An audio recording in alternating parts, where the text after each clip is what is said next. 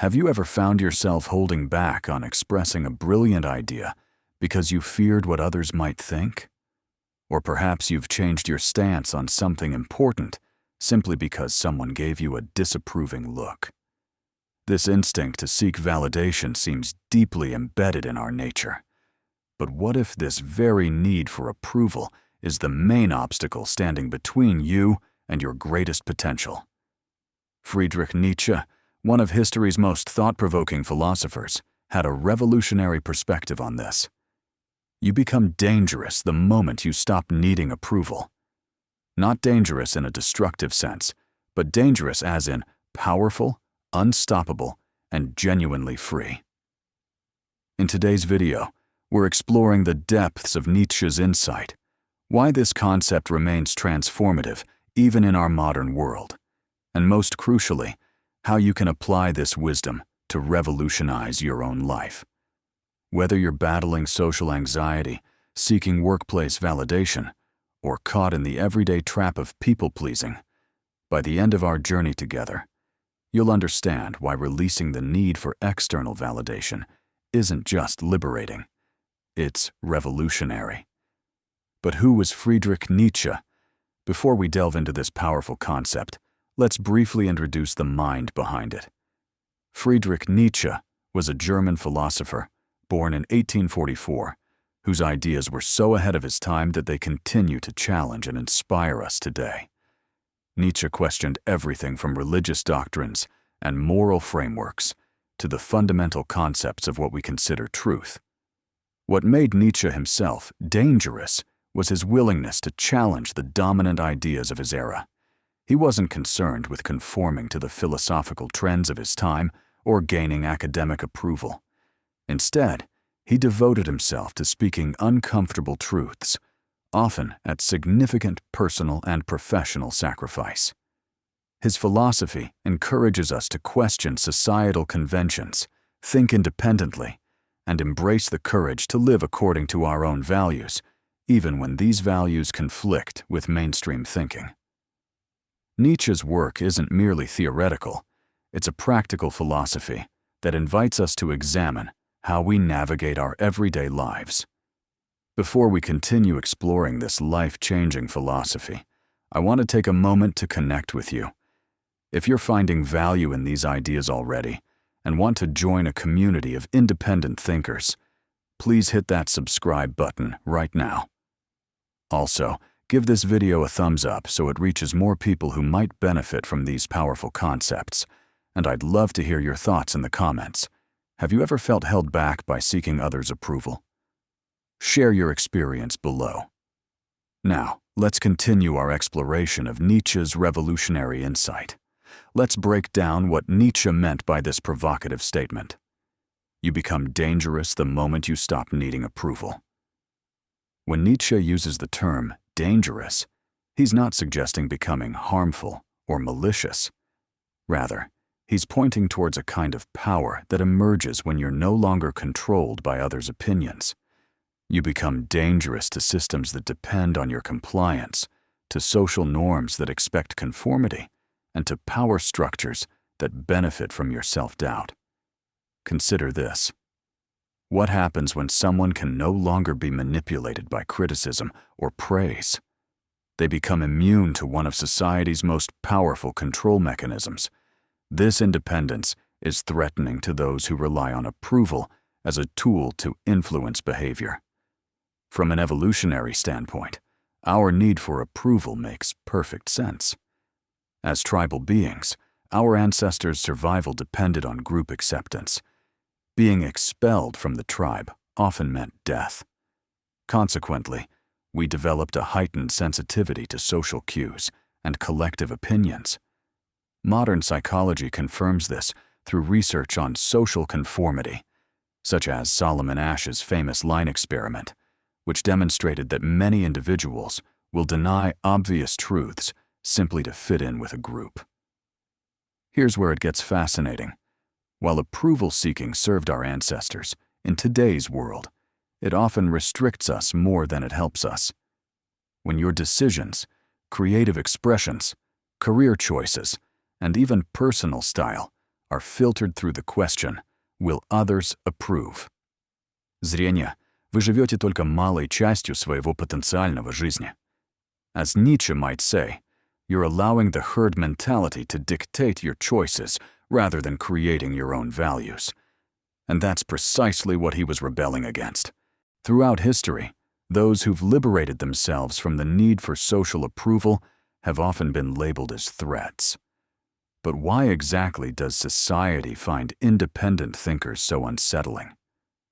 First, independent thinkers expose uncomfortable truths.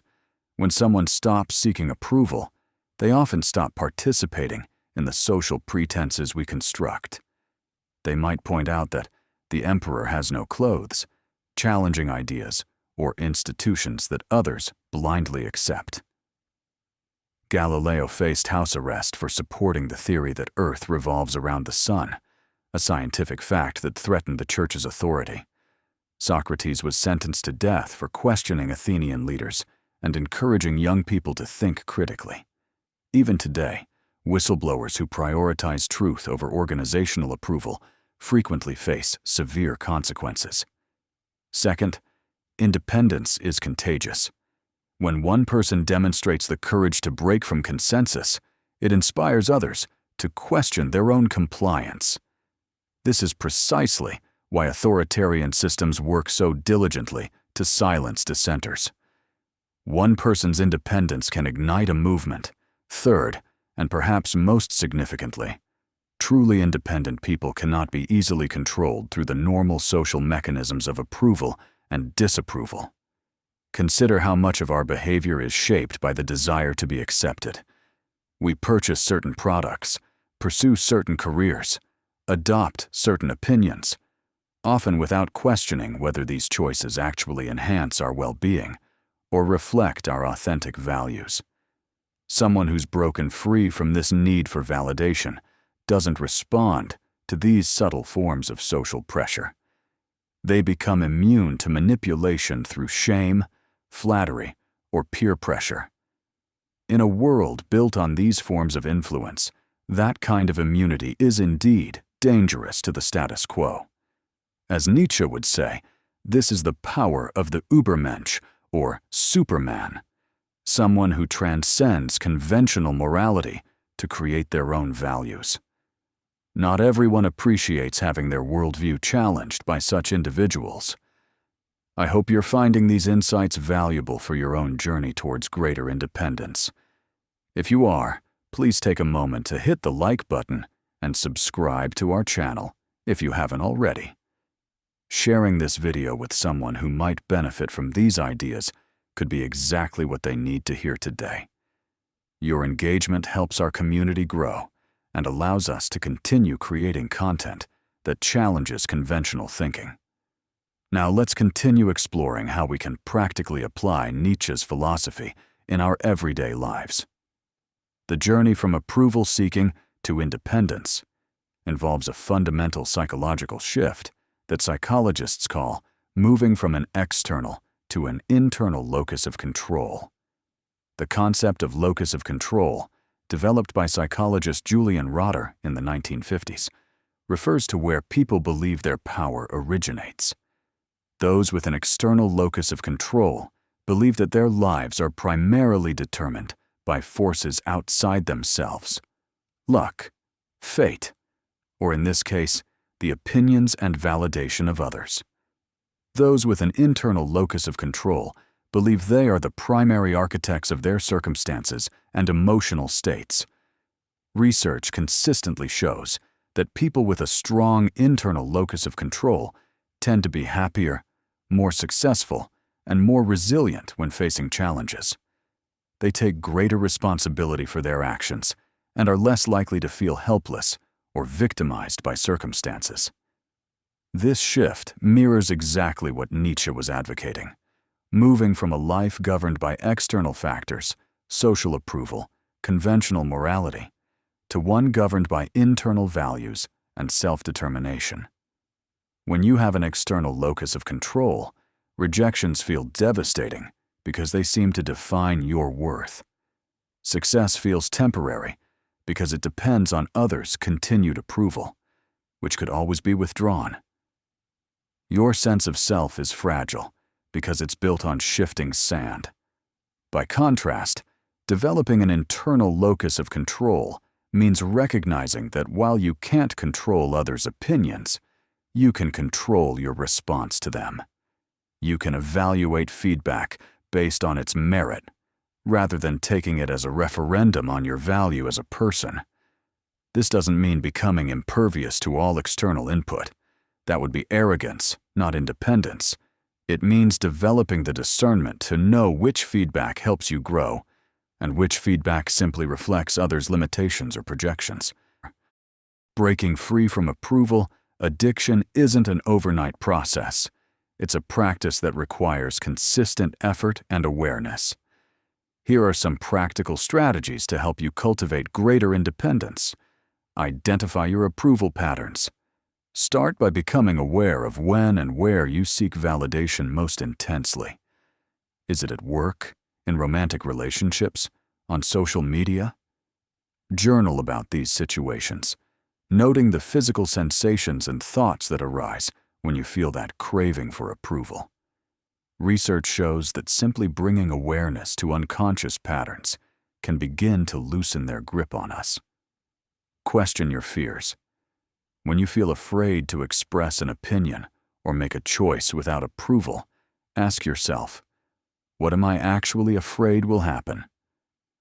Often when examined closely, these fears are exaggerated. Will people really reject you entirely for having a different opinion? Will your worth as a person really be diminished if someone disagrees with your choice? Challenge catastrophic thinking with reality-based assessments. Practice small acts of authenticity. Independence is built through practice. Start with low-risk situations where you express your genuine preferences or opinions. Maybe it's ordering what you actually want at a restaurant instead of what others are having, or sharing a slightly controversial opinion in a safe conversation. Gradually work up to more significant acts of authenticity. Develop self-validation rituals. Create practices that help you connect with your own inner guidance. This might be daily meditation, journaling about your values, or regular reflection on your personal definition of success. These practices strengthen your relationship with yourself, making external validation less necessary. Curate your environment. We're profoundly influenced by the people around us. Gradually shift your social circle to include more people who value authenticity over conformity. Look for relationships where you feel accepted for who you are, not for how well you meet others' expectations. Distinguish between feedback and validation.